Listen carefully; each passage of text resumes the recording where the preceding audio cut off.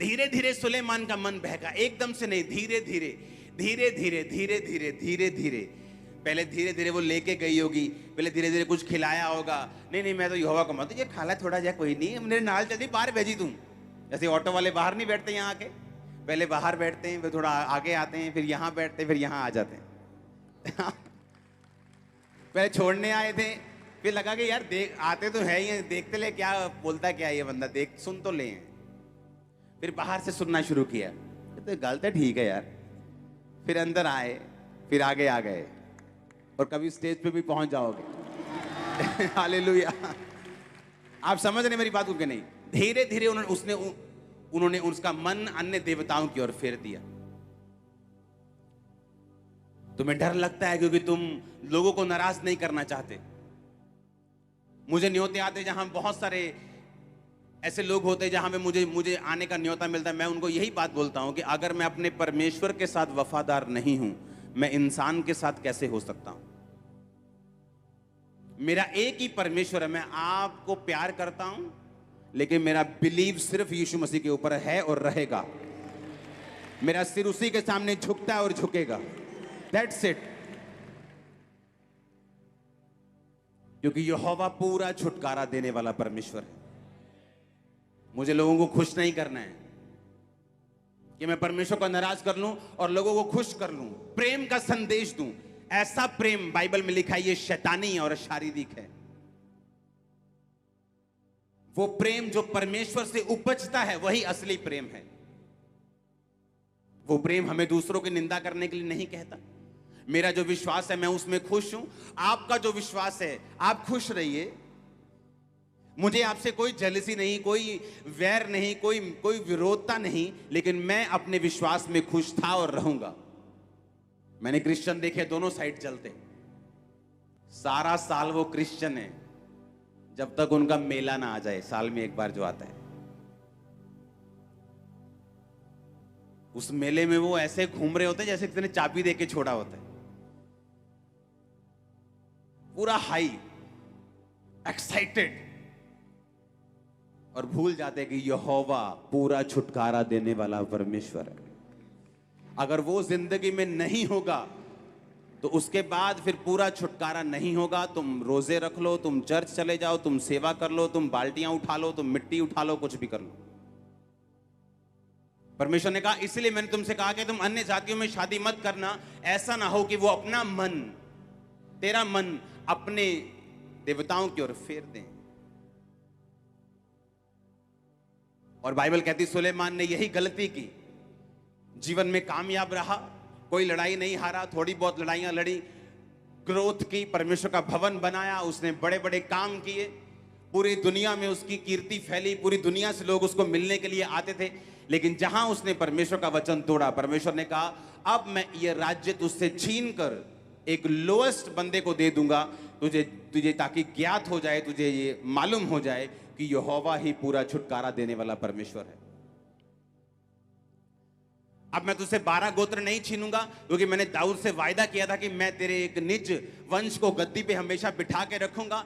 इसलिए 11 गोत्र मैं तुझसे ले लूंगा, 11 हिस्से ले लूंगा और छोटा सा हिस्सा तेरे पास छोड़ दूंगा, ताकि मैं दाऊद के साथ किए वायदे को भी पूरा कर सकूं। लेकिन मैं तुझे ये इतनी ब्लेसिंग में रहने नहीं दूंगा, क्योंकि तूने मेरे वचन को तोड़ा है। इसके लिए प्रैक्टिस करनी पड़ती है आपको,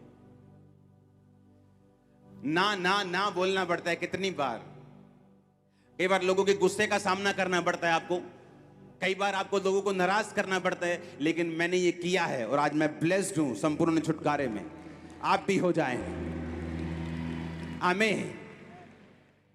मुझे एक बात मालूम है, छुटकारा परमेश्वर की ओर से है। वही छुटकारा दे सकता है, कंप्लीट छुटकारा वही दे सकता है जो आपकी लाइफ में आपकी बॉडी को चाहिए, आपके सिस्टम को चाहिए, आपके माइंड को चाहिए, आपके बॉडी को, आपके फाइनेंस को, आपकी फैमिली को, आपके मैरिज लाइफ को।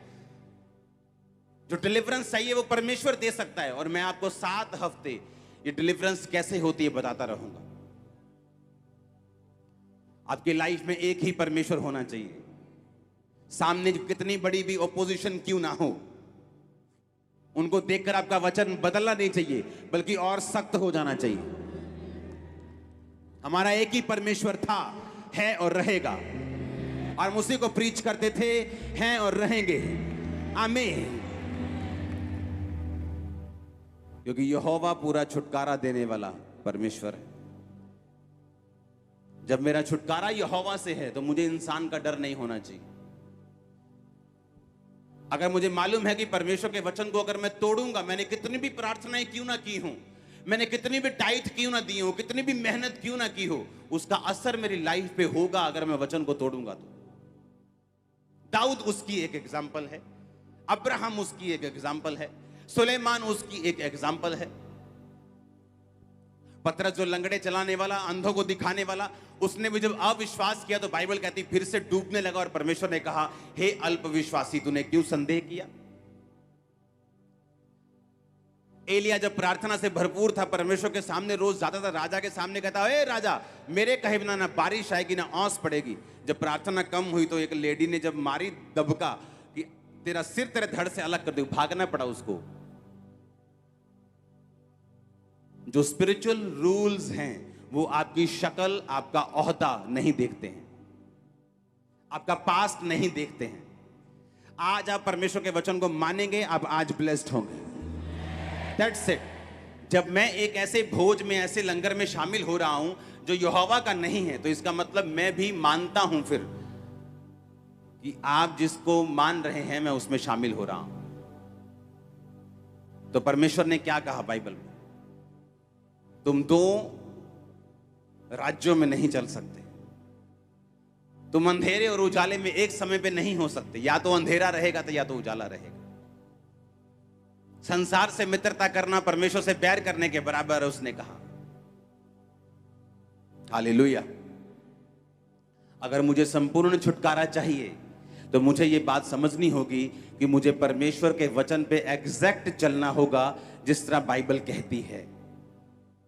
उसको मानने में, उसको फॉलो करने में मुझे स्ट्रेटजी बनानी पड़े, मुझे टाइम लगाना पड़े, मुझे अपने परिवार को समझाना पड़े, मुझे कुछ भी करना पड़े, लेकिन मैं उसके वचन को फॉलो करने के लिए मेहनत करूंगा, कदम उठाऊंगा, डिसीजन लूंगा। और परमेश्वर ने वचन में लिखा कि यहोवा पूरा छुटकारा देगा, पूरा कंप्लीट।